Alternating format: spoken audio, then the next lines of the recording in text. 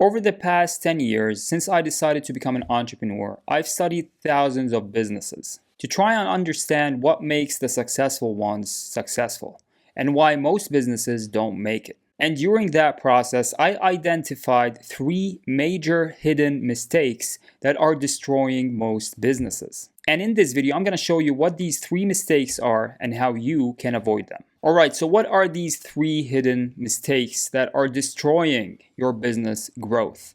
So the first one is you don't have a competitive advantage. And this is a really big one.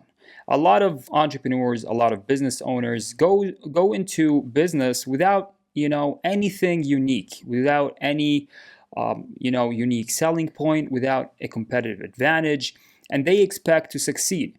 How can you succeed if you are just another option in a sea full of options? To the customer, you're just the same as everyone else if you don't offer something unique. And it doesn't really matter what type of business you're in, whether you're selling a product or a service, whether you're selling online or offline. You need to have a competitive advantage. And there are many different ways to do that, like you can, niche down your product or service to a certain audience. You can customize it. You can, attach a story or a cause to your brand. You can compete on price, although I don't really recommend being the cheapest in the market. You can offer a more premium experience, a more premium product. You can create bundle packages that offer more value to your customers. You can offer something completely different than everyone else in the market. And I can go on and on. There are many different ways that you can differentiate from your competition. But unfortunately, a lot of entrepreneurs don't even think about that. And if you look at the fastest growing businesses in any industry, every single year, they are businesses that offer something unique. And it doesn't have to be something crazy. You don't have to come up with the next, invention or anything like that. It can be simple changes that help you stand out from the market and become a more attractive option to your target audience. And when you have a competitive advantage, you'll be able to grow your business faster. You'll be able to sell more. You'll have a lot more organic growth because people will start talking about your business and the unique product or service that you're offering. And you're going to have a lot more people coming back and buying from you. Okay, so it's going to be a game changer. Once you have a competitive advantage and you do it the right way, you're going to have a lot more success. So yeah, if you don't have a competitive advantage, that is probably one of the major issues you have in your business. And once you actually change that and you craft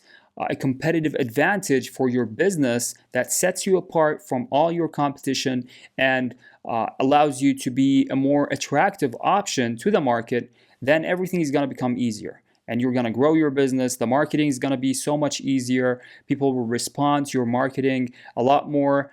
And it's going to be much better for your business growth. So if that's something you're not doing right now, you should definitely look into it. All right, number two.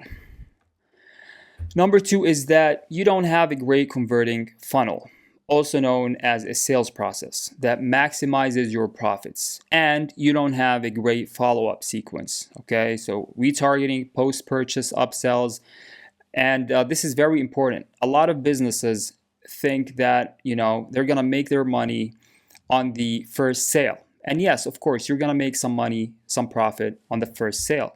But the point is, once you have that customer in your ecosystem, you need to provide more value that maximizes your profits. So you should offer complementary products. You should offer high-ticket products, upsells, downsells, subscription offers. You should always think about the sales process, the entire sales process, and how you can maximize the profit and also maximize the value you give to your customer. When your customer buys something from you, that means they either need or want the thing you're offering. So why don't you offer them more value, things that add more value to that specific customer, okay?